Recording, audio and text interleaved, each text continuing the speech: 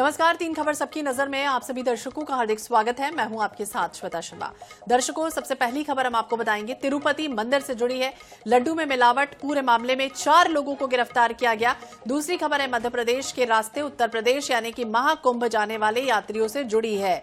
तीर्थ यात्रियों के वाहनों के कारण प्रदेश में 200 से लेकर 300 किलोमीटर तक लंबा जाम लगा है। तीसरी खबर है छत्तीसगढ़ से जुड़ी, जहां बहुचर्चित शराब घोटाले की जांच कर रही ईओडब्ल्यू ने कांग्रेस नेता एजाज ढेबर और उनके भाई अख्तर ढेबर को नोटिस जारी किया है। इन 3 खबरों पर हम विस्तार से चर्चा करेंगे, लेकिन शुरुआत करेंगे पहली खबर की, यानी कि प्रसादम विवाद और सीबीआई का एक्शन। तिरुपति मंदिर के लड्डू में मिलावट मामले में 4 लोगों को गिरफ्तार किया गया है। सीबीआई स्पेशल इन्वेस्टिगेशन टीम ने यह गिरफ्तारी की है। सबसे पहले हम बात करेंगे, लेकिन उसके पहले आइए आपको दिखाते हैं खास रिपोर्ट।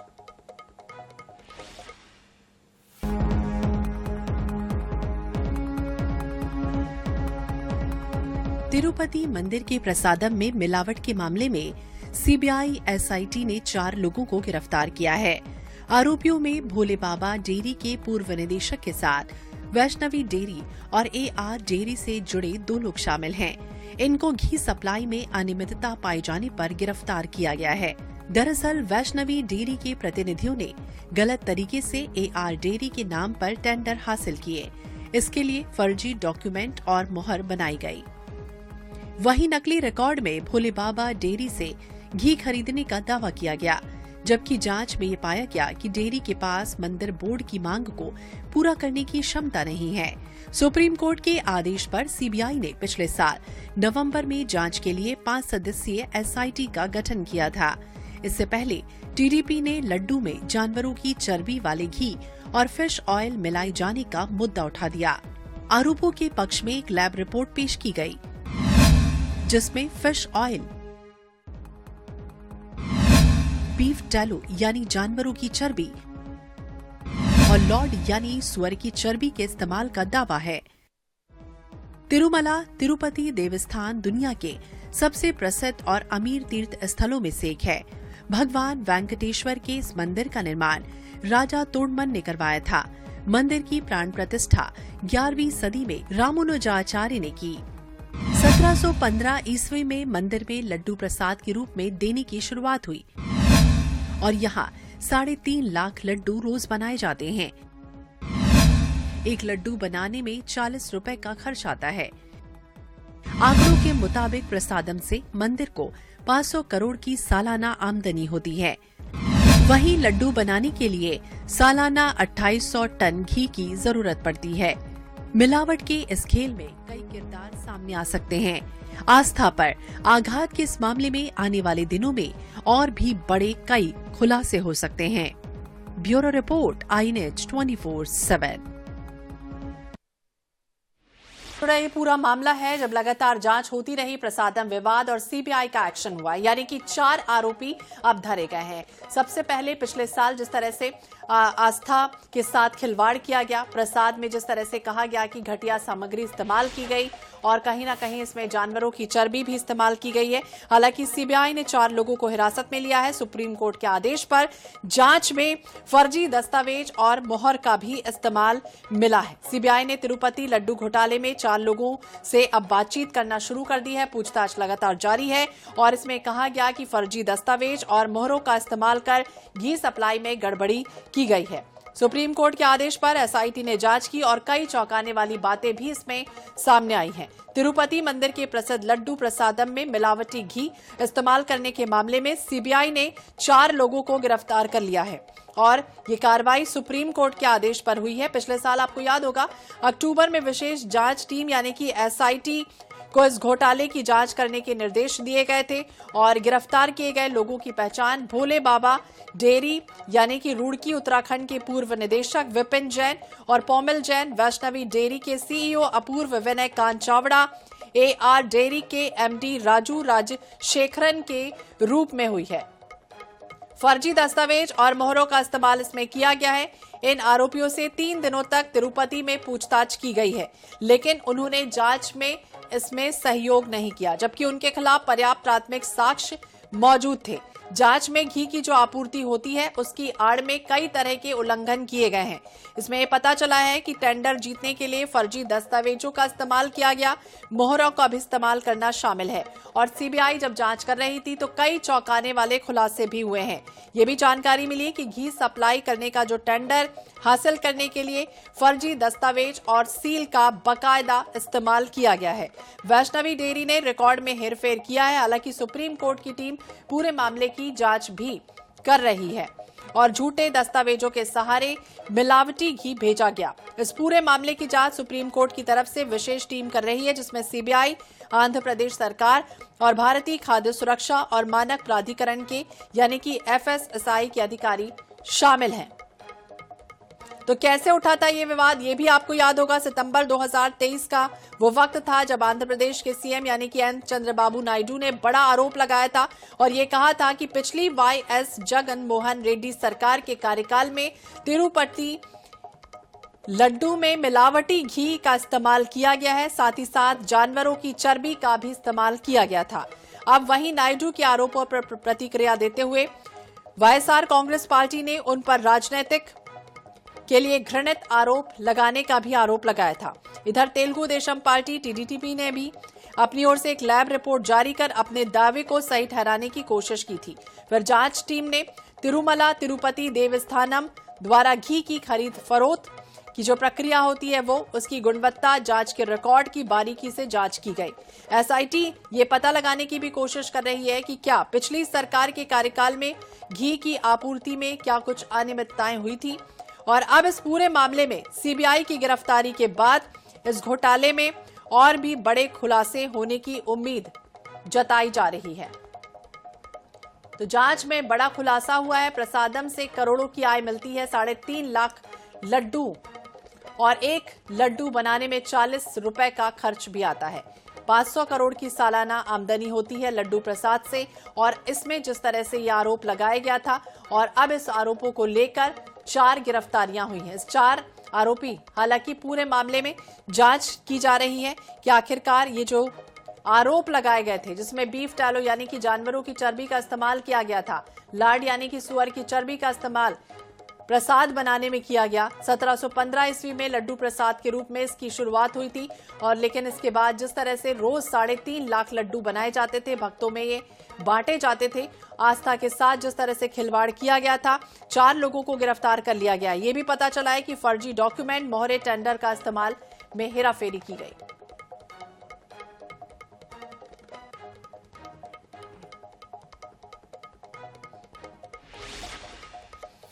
हालांकि अब आरोपों को किस तरह से लिया जाएगा और पूछताछ की जा रही है और उसके मद्देनजर क्या कुछ कार्रवाई होती है, फिलहाल लगातार नजर बनी रहेगी। चलिए अब बात करेंगे दूसरी खबर का, यानी कि महाकुंभ में महाजाम। जिस तरह से श्रद्धालुओं की भीड़ के आगे सभी इंतजाम नाकाम साबित हो रहे हैं। प्रयागराज इन दिनों दुनिया का सबसे ज्यादा जाम वाला शहर बन चुका है, जहां 1 से 2 घंटे नहीं बल्कि पिछले 72 घंटों से चारों तरफ भीषण जाम लगा है।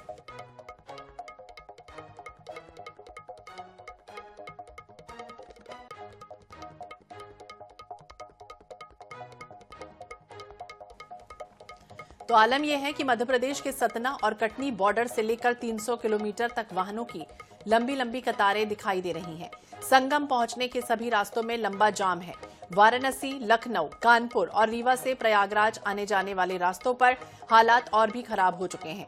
25 किलोमीटर तक वाहनों की कतारें हैं और ऐसे में श्रद्धालु भूख और प्यास से व्याकुल हैं, हलाकान हैं, परेशान हैं। Prayagraj junction emergency crowd management plan लागू है, लेकिन 14 फरवरी तक प्रयागराज संगम स्टेशन बंद कर दिया गया है। छतरपुर से प्रयागराज जाने के रास्ते में करीब 45 किलोमीटर का लंबा जाम लगा है। श्रद्धालु परिवार सहित एक सामान कपड़ों में रस्सी के साथ आगे निकल रहे हैं, जिससे भीड़ में परिवार का कोई सदस्य गुम न हो जाए। मध्य प्रदेश के सीएम डॉक्टर मोहन यादव ने प्रशासन को श्रद्धालुओं के लिए भोजन और ठहरने की व्यवस्था करने के दिशा निर्देश दिए हैं। उन्होंने श्रद्धालुओं से सुगम यातायात व्यवस्था बनाए रखने में प्रशासन का सहयोग करने की भी अपील की है। यह हालात देखिए किस तरह से बने हुए हैं। महाकुंभ में महाजाम जैसे हालात बने हुए हैं, क्योंकि रेलवे भी पूरी तरह से तैयारियां जिस तरह से करने का दावा कर रहा था, रेल की तरफ से भी अगर ट्रेन से आप कर रहे हैं यात्रा, उसमें भी परेशानियां हैं। तो लोग ज्यादातर यातायात इस तरह से करना चाह रहे थे सड़क मार्ग से, लेकिन सड़कों पर हालत देखिए किस तरह से है। आस्था का सैलाब एक तरफ उमड़ रहा है प्रयागराज में, तो दूसरी तरफ सड़कों का जाम भी है। भीड़ में कई यात्री फंसे हुए हैं। मध्य प्रदेश यूपी बॉर्डर पर जाम जैसे हालात है।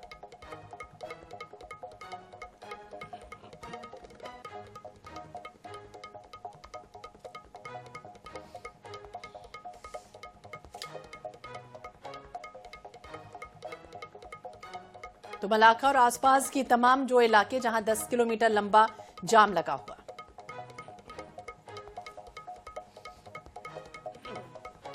और इसी विषय पर हम बातचीत करेंगे। भोपाल ब्यूरो चीफ अनुराग मालवीय हमारे साथ रीवा से जुड़ गए हैं।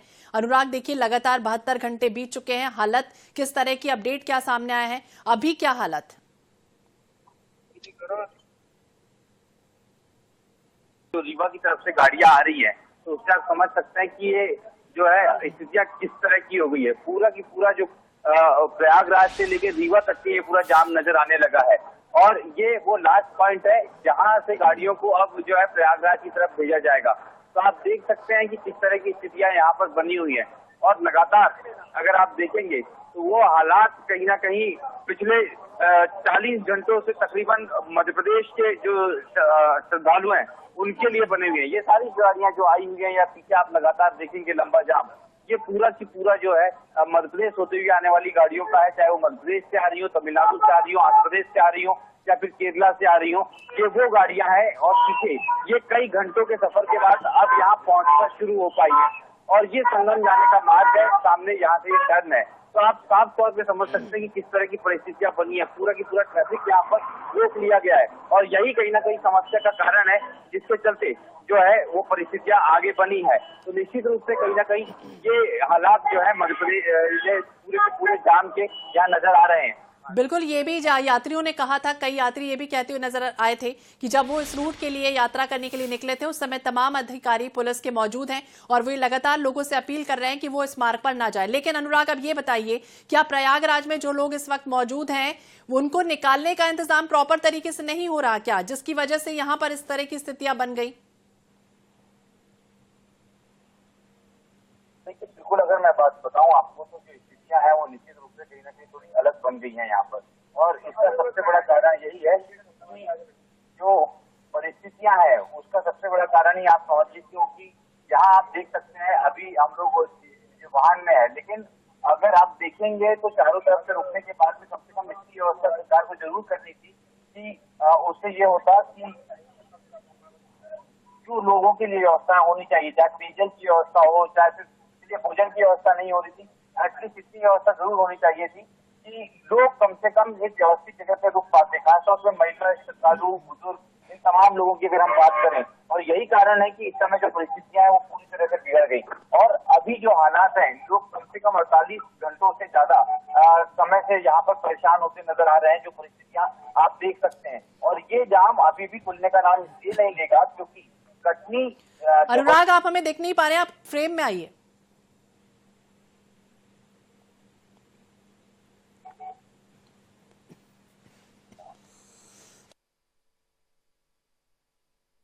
तरह की व्यवस्था है उससे हम अभी लाइव के सीधे नहीं आ सकते, लेकिन जाम की लाइव तस्वीरें हम आपको दिखा रहे हैं और ये तस्वीरें आप देख सकते हैं कितने किलोमीटर लंबा ये जाम यहाँ पर आप लोगों को आप देख सकते हैं फिलहाल। जी तो बिल्कुल अभी फ्रेम में नहीं आ सकती क्योंकि स्थितियां बिल्कुल बहुत नाजुक तरीके से बनी हुई है, जाम के हालात बने हुए हैं और ग्राउंड जीरो से हमारे जो सहयोगी हैं वो लगातार आपको पल पल की तस्वीरें दिखा रहे हैं कि किस तरह से यहाँ पे हालात बने। बहुत बहुत शुक्रिया जानकारी के लिए।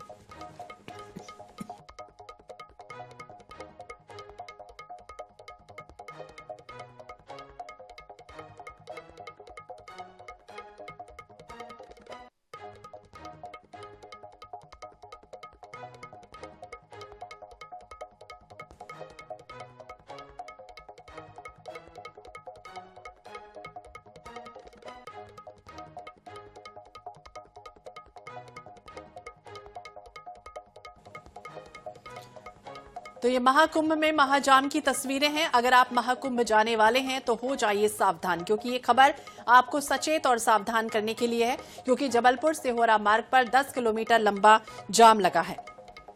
प्रयागराज जाने वाली सड़क पर भीषण जाम की स्थितियां हैं। दूर दूर तक वाहनों की लंबी लंबी कतारें लगी हैं। जबलपुर, कटनी, सतना और रीवा भीषण जाम में है, जहां प्रयागराज महाकुंभ में जाने वाले श्रद्धालुओं से पुलिस के जवान हाथ जोड़कर लगातार विनती भी कर रहे हैं कि आप इस मार्ग पर ना जाएं।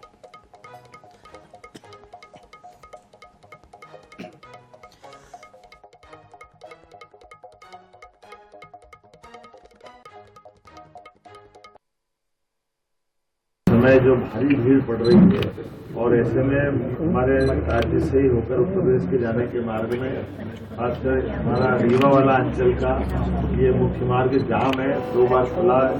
लेकिन मैं आपके माध्यम से अपील करना चाहूँगा कि तीर्थ यात्रियों की जाम के दरमियान सब प्रकार की व्यवस्था जुटाने के हमने सभी अधिकारियों को निर्देश जारी किए हैं।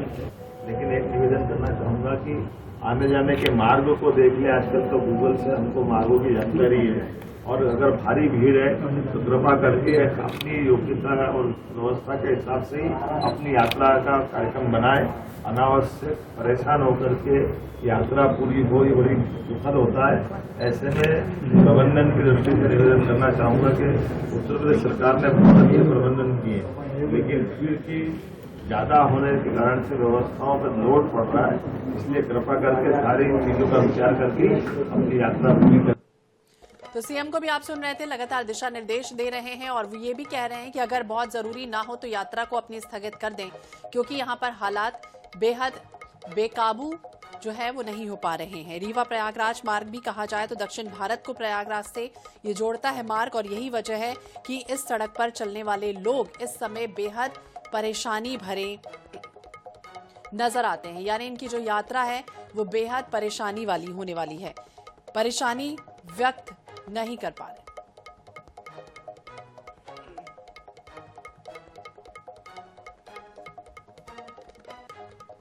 और चौसर से हमारे साथ ब्रिज, हमारे सहयोगी हमारे साथ जुड़ गया, उनसे भी जानने की कोशिश करते हैं। ब्रिज, देखिए लगातार हालात खराब है और अभी क्या अपडेट सामने आ रही है, क्योंकि 72 घंटे कहा जा रहा था कि यात्री परेशान है, उसमें फंसे हुए हैं। अब की क्या स्थितियां हैं? जी बिल्कुल, आपको बताना चाहूंगा कि स्थित जस की तस है। पूरी तरह से रीवा जिले में 4-5 स्टॉप बनाए गए हैं, जहां बीच बीच में हजारों गाड़ियों को रोककर 20 किलोमीटर तक छोड़ा जाता है, पुनः जाम में फंस जाते हैं यात्री। हम आपके लिए साथियों को, कैमरा साथियों को बताना चाहें कि थोड़ा भीड़ का विजुअल दिखाएं। आप बिल्कुल देख सकते हैं स्थिति क्या है, स्थिति जाम की। 72 घंटे से लगातार जाम में यात्री फंसे हैं और बहुत ही मुसीबतों का सामना कर रहे हैं। ब्रिज, देखिए हालत जिस तरह से यहाँ पर दिख रही है, ये बताने की कोशिश कीजिए, क्योंकि प्रयागराज सरकार ने टोल बैरियर को फ्री कर दिया है, तो क्या मध्य प्रदेश में इस तरह से टोल बैरियर को फ्री नहीं किया गया? ये भी कहा जा रहा था यात्रियों की तरफ से कि उन्हें बार बार परेशान किया जा रहा है, अनाप शनाप पैसे वसूले जा रहे हैं। बिल्कुल, हम चलने वाले यात्रियों से ही बात करते हैं। हर हर गंगे, ये कहाँ से आ रहे हैं आप? हम महाराष्ट्र अहिल्या नगर से आ रहे हैं। रीवा में कब प्रवेश किए हैं आप? सुबह 6 बजे। तो यहाँ तक आने में आपको कितने घंटे लग गए? 6 घंटा लग गया। क्या समस्या आ रही है? कोई नहीं, ट्रैफिक है, कोई समस्या नहीं है। टोल नाके में आपका पैसा लगा है? टोल नाके में पैसा तो लगेगा। तो जैसा बता रहे हैं यात्री की टोल नाके में पैसा लिया जा रहा है अभी भी, तो ये कल से फंसे हैं रीवा में। कल प्रवेश किए थे, महाराष्ट्र के यात्री हैं और अभी भी स्थिति जस की तस बनी हो। जी तो बिल्कुल स्थितियां जस की तस बनी है। बहुत बहुत शुक्रिया ब्रिज, जानकारी देने के लिए, बातचीत करने के लिए। अपडेट हम आपसे और लेंगे बाद में। चौतरफा जाम से बिगड़े हालात, इस तरह की स्थितियां बनी हुई है। नाप शनाप कमाई भी टोल बैरियर वाले कर रहे हैं। तीर्थ यात्रियों को लगातार कई जगहों पर परेशानी का भी सामना करना पड़ रहा है।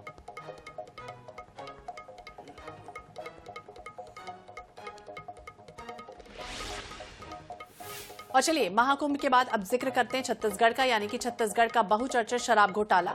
और इसमें जांच कर रही ईओडब्ल्यू ने कांग्रेस नेता एजाज ढेबर, उनके भाई अख्तर ढेबर को नोटिस जारी कर दिया है। 12 फरवरी को पूछताछ के लिए बुलाया गया है। सूत्रों से भी जानकारी मिली है कि ईओडब्ल्यू को जांच के दौरान नए तथ्य मिले हैं, जिसके बाद पूछताछ के लिए बाकायदा नोटिस जारी कर दिया गया। स्थानीय निकाय चुनाव का हवाला देकर पूर्व महापौर ने जांच एजेंसी से मोहलत देने की मांग की। पूछताछ शुरू होने के बाद एजाज ढेबर की मुश्किलें बढ़ सकती हैं। एजाज के बड़े भाई और घोटाले के किंगपिन कहे जाने वाले अनवर ढेबर इस मामले में पहले से ही जेल में है। वहीं हाल ही में पूर्व आबकारी मंत्री कवासी लखमा को ईडी ने गिरफ्तार कर जेल भेजा है। जांच एजेंसी का दायरा बढ़ रहा है और इस मामले में पूर्व महापौर की भूमिका पर गंभीर सवाल खड़े हो गए हैं। अब सभी की निगाहें 12 फरवरी पर हैं, जब ईओडब्ल्यू एजाज ढेबर से पूछताछ करेगी। अगर जांच में ठोस सबूत मिलते हैं तो इस घोटाले में और बड़े सिंडिकेट यानी कि खुलासे होने की उम्मीद जताई जा रही है। तो पूर्व आबकारी मंत्री कवासी लखमा फिलहाल जेल में है और हाल ही में ईडी ने घोटाले में जिस तरह से उन्हें गिरफ्तार किया था, जांच में खुलासा भी हुआ कि हर महीने 2 करोड़ रुपए कमीशन मिलते थे। फिलहाल वो न्यायिक हिरासत में है, जांच जारी है। दूसरी तरफ एजाज ढेबर की भी मुश्किलें बढ़ रही। ज्यादा जानकारी के लिए बात करेंगे मोहम्मद हसन, हमारे सहयोगी हमारे साथ जुड़ गए। हसन, देखिए लगातार अब कई लोगों के नाम तो परत दर परत खुलते चले जाएंगे और इसमें जिस तरह से पूर्व महापौर का नाम शामिल है, इसे लेकर ये कहा जा रहा है कि 12 फरवरी को किस तरह से टीम पहुंचेगी, जांच होगी, क्या कुछ होगा? बिल्कुल, देखिए छत्तीसगढ़ के बहुचर्चित शराब घोटाले के मामले में जो कि 2000 से अधिक करोड़ रुपए का शराब घोटाले का ये खुलासा जो है वो हुआ था। इस मामले में ईओडब्ल्यू के साथ साथ ईडी तमाम जो जांच एजेंसियां लगातार जांच कर रही है। ईडी ने जहां हाल ही में पूर्व आबकारी मंत्री कवासी लखमा को गिरफ्तार किया था, इसके साथ ही अनवर ढेबर और अनिल टुटेजा, ये दोनों जो है इस पूरे शराब घोटाले के किंगपिन बताए जा रहे हैं। इन दोनों को भी न्यायिक हिरासत में जेल में। कुल मिलाकर के पूर्व आबकारी मंत्री कवासी लखमा, अनिल टुटेजा, अनवर ढेबर, ये तीनों पहले ही जेल में बंद है और अब जांच का दायरा एक बार फिर ईओडब्ल्यू ने बढ़ाया है और अब एजाज ढेबर जो कि पूर्व महापौर है रायपुर शहर के, उन्हें और उनके बड़े भाई अख्तर ढेबर, इन दोनों को भी अब पूछताछ के लिए जो है वो तलब किया गया। जिस प्रकार से शराब घोटाले को लेकर के लगातार जांच की जा रही है, इसमें परत दर परत नए जो खुलासे हैं वो हो रहे हैं और जांच का दायरा बढ़ने से अब पूर्व महापौर एजाज ढेबर और उनके बड़े भाई अख्तर ढेबर, ये दोनों भी अब ईओडब्ल्यू के शिकंजे में आ गए हैं। 12 फरवरी को इन दोनों लोगों को पूछताछ के लिए ईओडब्ल्यू दफ्तर जो है वो बुलाया गया है और पूछताछ में यदि कोई तथ्य सामने आते हैं और सबूत इकट्ठे होते हैं तो इन दोनों की गिरफ्तारी भी जो है वो की जा सकती है।